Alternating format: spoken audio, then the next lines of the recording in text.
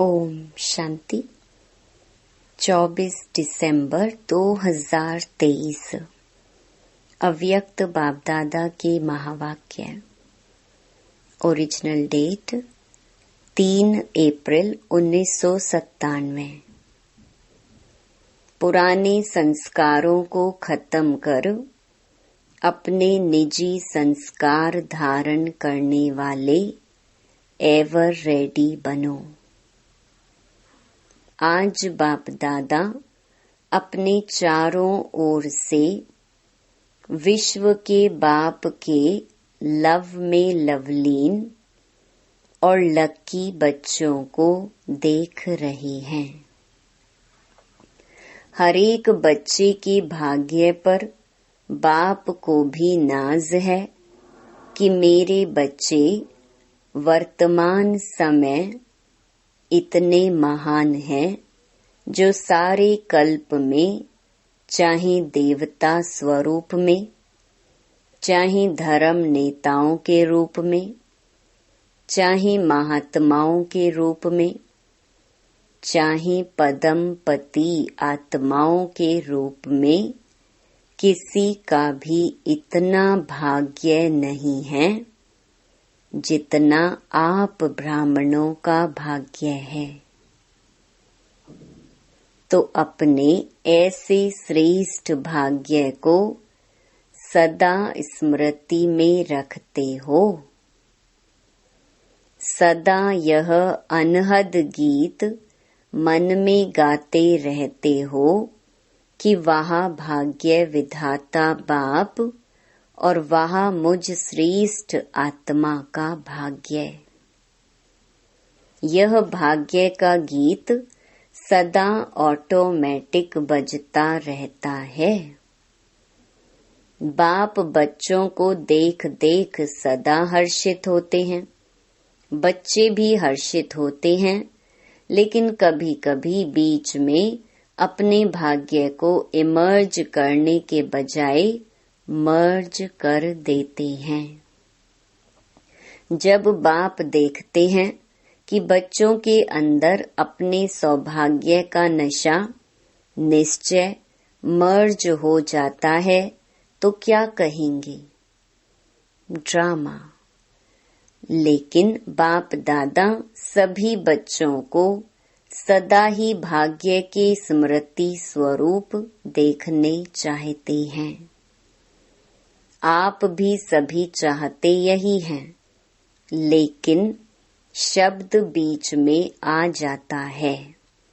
किसी से भी पूछो तो सब बच्चे यही लक्ष्य रख करके चल रहे हैं कि मुझे बाप समान बनना ही है। लक्ष्य बहुत अच्छा है। जब लक्ष्य श्रेष्ठ है, बहुत अच्छा है, फिर कभी इमर्ज रूप, कभी मर्ज रूप क्यों? कारण क्या? बाप दादा से इतने अच्छे अच्छे वायदे भी करते हैं, रूह रिहान भी करते हैं, फिर भी लक्ष्य और लक्षण में अंतर क्यों? तो बाप दादा ने रिजल्ट में देखा कि कारण क्या है। वैसे तो आप सब जानते हैं, नई बात नहीं है, फिर भी बाप दादा रिवाइज कराते हैं। बाप दादा ने देखा 3 बातें हैं। एक है सोचना, संकल्प करना, दूसरा है बोलना, वर्णन करना, और तीसरा है कर्म में, प्रैक्टिकल अनुभव में और चलन में लाना, कर्म में लाना। तो तीनों का समान बैलेंस कम है। जब बैलेंस होता है तो निश्चय और नशा इमर्ज होता है, और जब बैलेंस कम है तो निश्चय और नशा मर्ज हो जाता है। रिजल्ट में देखा गया कि सोचने की गति बहुत अच्छी भी है और फास्ट भी है। बोलने में रफ्तार और नशा वह भी 75% ठीक है। बोलने में मेजॉरिटी होशियार भी हैं, लेकिन प्रैक्टिकल चलन में लाने में टोटल मार्क्स कम हैं। तो 2 बातों में ठीक हैं, लेकिन तीसरी बात में बहुत कम है। कारण जब संकल्प भी अच्छा है, बोल भी बहुत सुंदर रूप में है, फिर प्रैक्टिकल में कम क्यों होता है? कारण क्या जानते हो? हाँ या ना बोलो। जानते बहुत अच्छा है। अगर किसी को भी कहेंगे इस टॉपिक पर भाषण करो या क्लास कराओ, तो कितना अच्छा क्लास कराएंगे और बड़े निश्चय नशे फलक से भाषण भी करेंगे, क्लास भी कराएंगे, कराते हैं। बाप दादा सबके क्लासेस सुनते हैं, क्या क्या बोलते हैं, मुस्कुराते रहते हैं। वाह वाह बच्चे वाह। मूल बात है, बाप दादा ने पहले भी सुनाया है। यह रिवाइज कोर्स चल रहा है। तो बाप कहते हैं कि कारण एक ही है, ज्यादा भी नहीं है। एक ही कारण है और बाप दादा समझते हैं कि कारण को निवारण करना मुश्किल भी नहीं है, बहुत सहज है। लेकिन सहज को मुश्किल बना देते हैं। मुश्किल है नहीं, बना देते हैं। क्यों? नशा मर्ज हो जाता है। एक ही कारण है, जो भी धारणा की बातें सुनते हो, करते भी हो, चाहे शक्तियों के रूप में, चाहे गुणों के रूप में, धारणा की बातें बहुत अच्छी अच्छी करते हो, इतनी अच्छी करते हो जो सुनने वाले चाहे अज्ञानी चाहे ज्ञानी सुनकर बहुत अच्छा कहकर खूब तालियां बजाते हैं। बहुत अच्छा कहा, लेकिन कितने बार लेकिन आया? यह लेकिन ही विघ्न डाल देता है। लेकिन शब्द समाप्त होना अर्थात बाप समान समीप आना और बाप के समीप आना अर्थात समय को समीप लाना। लेकिन अभी तक लेकिन शब्द कहना पड़ता है। बाप को अच्छा नहीं लगता, लेकिन कहना ही पड़ता है। तो कारण क्या? जो भी कहते हो धारण भी करते हो, धारणा के रूप से धारण करते हो, और वह धारणा किसकी थोड़ा समय, किसकी ज्यादा समय भी चलती है। लेकिन धारणा प्रैक्टिकल में सदा बढ़ती चले, उसके लिए यही मुख्य बात है कि जैसे द्वापर से लेकर अंतिम जन्म तक जो भी अवगुण व कमजोरियां हैं, उसकी धारणा संस्कार रूप में बन गई है और संस्कार बनने के कारण मेहनत नहीं करना पड़ता। छोड़ना भी चाहते हैं, अच्छा नहीं लगता है, फिर भी कहते हैं क्या करें, मेरा संस्कार ऐसा है। आप बुरा नहीं मानना, मेरा संस्कार ऐसा है। संस्कार बना कैसे? बनाया तभी तो बनाना। तो जब द्वापर से यह उल्टे संस्कार बन गए, जिससे आप समय पर मजबूर भी होते हो, फिर भी कहते हो क्या करें, संस्कार हैं। तो संस्कार सहज ना चाहते हुए भी प्रैक्टिकल में आ जाते हैं ना। किसी को क्रोध आ जाता है, थोड़े समय के बाद कहते हैं आप बुरा नहीं मानना, मेरा संस्कार है। क्रोध को संस्कार बनाया, अवगुण को संस्कार बनाया और गुणों को संस्कार क्यों नहीं बनाया है? जैसे क्रोध अज्ञान की शक्ति है और ज्ञान की शक्ति शांति है, सहन शक्ति है, तो अज्ञान की शक्ति क्रोध को बहुत अच्छी तरह से संस्कार बना लिया है और यूज भी करते रहते हो, फिर माफी भी लेते रहते हो। माफ कर देना आगे से नहीं होगा और आगे और ज्यादा होता है, कारण क्योंकि संस्कार बना दिया है। तो बाप दादा एक ही बात बच्चों को बार बार सुनाते हैं कि अभी हर गुण को, हर ज्ञान की बात को संस्कार रूप में बनाओ। ब्राह्मण आत्माओं के निजी संस्कार कौन से हैं? क्रोध या सहन शक्ति? कौन सा है?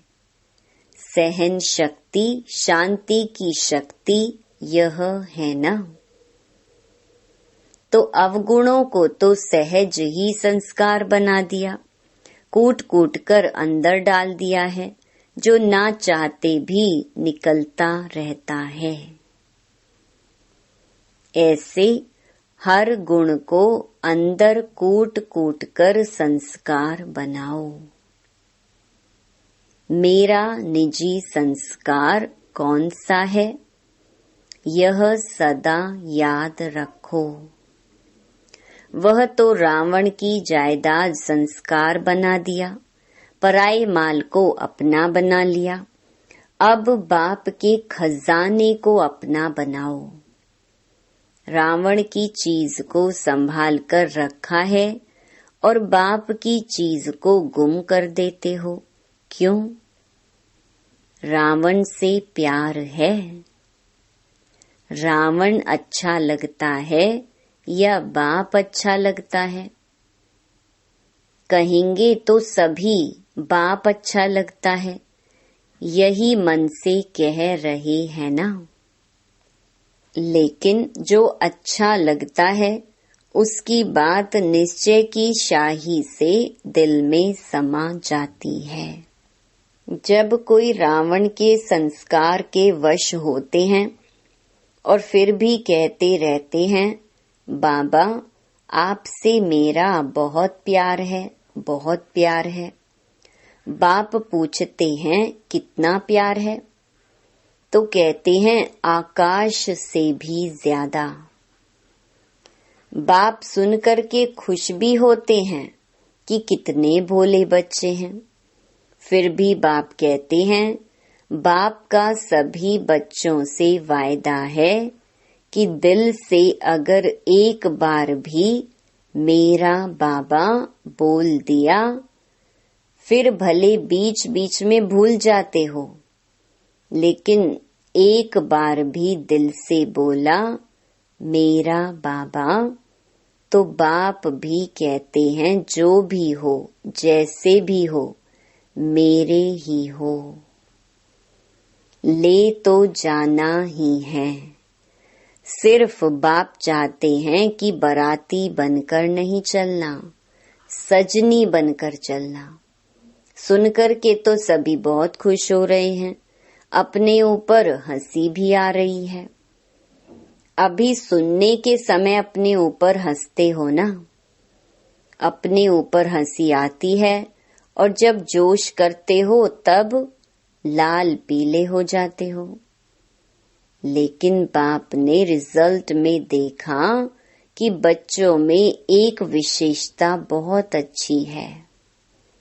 कौन सी? पवित्रता में रहना। इसके लिए कितना भी सहन करना पड़ा है, कितना भी अपोजिशन करने वाले सामने आए हैं, लेकिन इस बात में 75% अच्छे हैं। कोई कोई घसिया गपोड़ा भी लगाते हैं, लेकिन फिर भी 75% ने इस बात में पास होकर दिखलाया है। अब उसके बाद दूसरा सब्जेक्ट कौन सा आता है? क्रोध। देह भान तो टोटल है ही, लेकिन देखा गया है कि क्रोध की सब्जेक्ट में बहुत कम पास हैं। ऐसे समझते हैं कि शायद क्रोध कोई विकार नहीं है, यह शस्त्र है, विकार नहीं है। लेकिन क्रोध ज्ञानी तो आत्मा के लिए महाशत्रु है, क्योंकि क्रोध अनेक आत्माओं के संबंध संपर्क में आने से प्रसिद्ध हो जाता है और क्रोध को देख करके बाप के नाम की बहुत ग्लानि होती है। कहने वाले यही कहते हैं, देख लिया ज्ञानी तो आत्मा बच्चों को। क्रोध के बहुत रूप हैं। एक तो महान रूप आप अच्छी तरह से जानते हो, दिखाई देता है यह क्रोध कर रहा है। दूसरा क्रोध का सूक्ष्म स्वरूप अंदर में ईर्ष्या, द्वेष, घृणा होती है। इस स्वरूप में जोर से बोलना या बाहर से कोई रूप नहीं दिखाई देता है, लेकिन जैसे बाहर क्रोध होता है तो क्रोध अग्नि रूप है ना, वह अंदर खुद भी जलता रहता है और दूसरे को भी जलाता है। ऐसे ईर्ष्या, द्वेष, घृणा यह जिसमें है वह इस अग्नि में अंदर ही अंदर जलता रहता है। बाहर से लाल पीला नहीं होता, लाल पीला फिर भी ठीक है, लेकिन वह काला होता है। तीसरा क्रोध की चतुराई का रूप भी है। वह क्या है? कहने में समझने में ऐसे समझते हैं व कहते हैं कि कहाँ कहाँ सीरियस होना ही पड़ता है, कहाँ कहाँ लॉ उठाना ही पड़ता है कल्याण के लिए। अभी कल्याण है या नहीं वह अपने से पूछो। बाप दादा ने किसी को भी अपने हाथ में लॉ माना कानून उठाने की छुट्टी नहीं दी है। क्या कोई मुरली में कहा है कि भले लॉ उठाओ, क्रोध नहीं करो? लॉ उठाने वाले के अंदर का रूप वही क्रोध का अंश होता है। जो निमित्त आत्माएं हैं वह भी लॉ उठाते नहीं हैं, लेकिन उन्हों को लॉ रिवाइज कराना पड़ता है। लॉ कोई भी नहीं उठा सकता, लेकिन निमित्त हैं तो बाप द्वारा बने हुए लॉ को रिवाइज करना पड़ता है। निमित्त बनने वालों को इतनी छुट्टी है, सबको नहीं। आज बाप दादा थोड़ा ऑफिशियल शिक्षा दे रहे हैं, प्यार से उठाना, क्योंकि बाप दादा बच्चों के लिखे हुए किए हुए वायदे देखकर सुनकर मुस्कुराते रहते हैं। अभी बाप दादा ने जो सुनाया कि हर गुण को निजी संस्कार बनाओ, अंडरलाइन किया, तो अभी से यह कहना कि शांत स्वरूप में रहना, सहनशील बनना, यह तो मेरा संस्कार बन गया है। फिर बाप दादा जब मिलन मनाने आए तो इसे अपना निजी संस्कार बनाकर बाप दादा के आगे इन 5-6 मास में दिखाना। इसलिए आज रिजल्ट सुना रहे हैं। क्रोध की रिपोर्ट बहुत आती है। छोटा बड़ा भिन्न भिन्न रूप से क्रोध करते हैं। अभी बाप दादा ज्यादा नहीं खोलते हैं, लेकिन कहानियां बहुत मजे की हैं। इसलिए आज से क्रोध को क्या करेंगे? विदाई देंगे। सभी ने ताली बजाई। देखो, ताली बजाना बहुत सहज है, लेकिन क्रोध की ताली नहीं बजी। बाप दादा अभी यह बार बार सुनने नहीं चाहते हैं, फिर भी रहम पड़ता है तो सुन लेते हैं। तो अब से यह नहीं कहना कि बाबा वायदा तो किया, लेकिन फिर आ गया, क्या करें। चाहते नहीं हैं, आ जाता है। आप ही माया को समझा दो, क्रोध को समझा दो, तो यह पुरुषार्थ भी बाप करे और प्रारब्ध बच्चे लेंगे।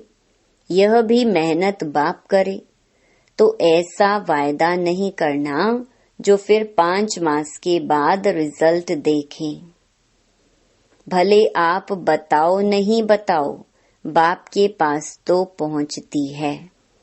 ऐसी रिजल्ट ना हो, क्या करें, हो जाता है। सर्कमस्टेंस ऐसे आते हैं। बात बहुत बड़ी हो गई ना। बाप को भी समझाने की कोशिश करते हैं। बड़े होशियार हैं। कहते हैं बाबा छोटी मोटी बातें हम पार कर लेते हैं, यह बात ही बड़ी थी ना। अभी दोष किस पर रखा? बात पर। और बात क्या करती है? आई और गई। 5000 वर्ष के बाद फिर बात आएगी। तो 5000 वर्ष के बाद बात आनी है, उस पर दोष रख देते हैं। ऐसे नहीं करना। क्या करूं? यह संकल्प में भी नहीं लाना। बाप दादा क्रोध के लिए विशेष क्यों कह रहा है? क्योंकि अगर क्रोध को आपने विदाई दे दी तो इसमें लोभ, इच्छा सब आ जाता है। लोभ सिर्फ पैसे और खाने का नहीं होता है। भिन्न भिन्न प्रकार की, चाहे ज्ञान की चाहे अज्ञान की, कोई भी इच्छा, यह भी लोभ है। तो क्रोध को खत्म करने से लोभ स्वतः खत्म होता जाएगा, अहंकार भी खत्म हो जाएगा। अभिमान आता है ना, मैं बड़ा, मैं समझदार, मैं जानता हूँ, यह क्या अपने को समझते हैं, तब क्रोध आता है। तो अभिमान और लोभ यह भी साथ साथ विदाई ले लेंगे। इसलिए बाप दादा विशेष लोभ के लिए ना कह करके क्रोध को अंडरलाइन करा रहा है। तो संस्कार बनाएंगे। अभी सब हाथ उठाओ और सबका फोटो निकालो। सबने हाथ उठाया। अभी थोड़ी सी मुबारक देते हैं, बहुत नहीं। और जब फिर से रिजल्ट देखेंगे, फिर वतन के देवताएं भी, स्वर्ग के देवताएं भी आपके ऊपर वहा वहा के पुष्प गिराएंगे।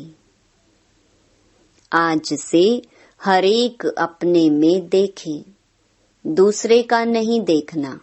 दूसरे की यह बातें देखने के लिए मन की आंख बंद करना। यह आंखें तो बंद कर नहीं सकते हो, लेकिन मन की आंख बंद करना, दूसरा करता है या तीसरा करता है, मुझे नहीं देखना है।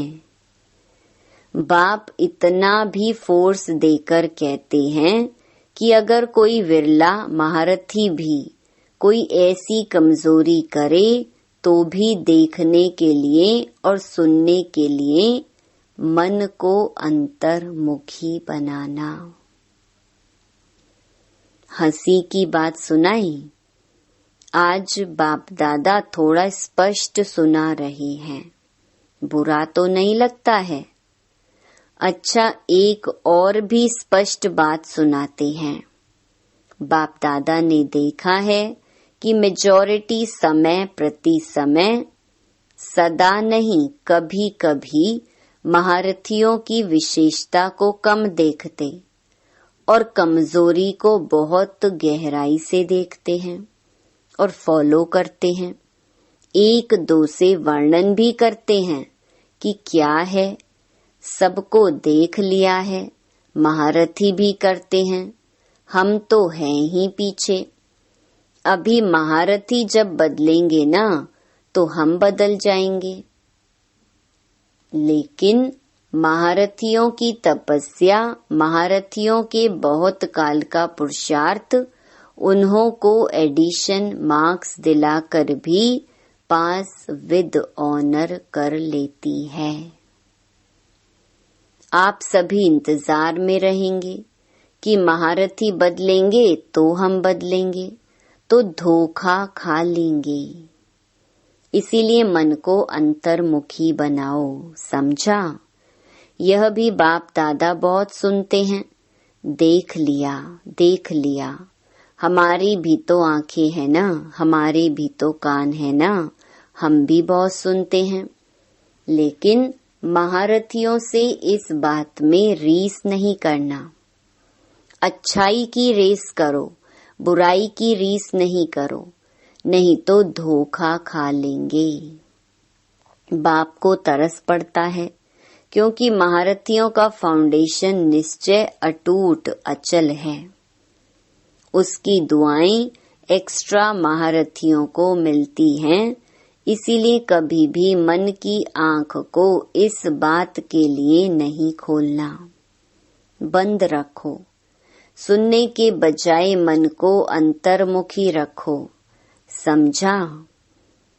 चारों ओर के सर्व बाप दादा के लवलीन आत्माएं, सर्व बाप के सेवाधारी आत्माएं, सर्व सहज पुरुषार्थ को अपनाने वाली श्रेष्ठ आत्माएं, सदा बाप समान बनने के लक्ष्य और लक्षण को समान बनाने वाली बाप के समीप आत्माओं को बाप दादा का बहुत बहुत याद, प्यार और नमस्ते।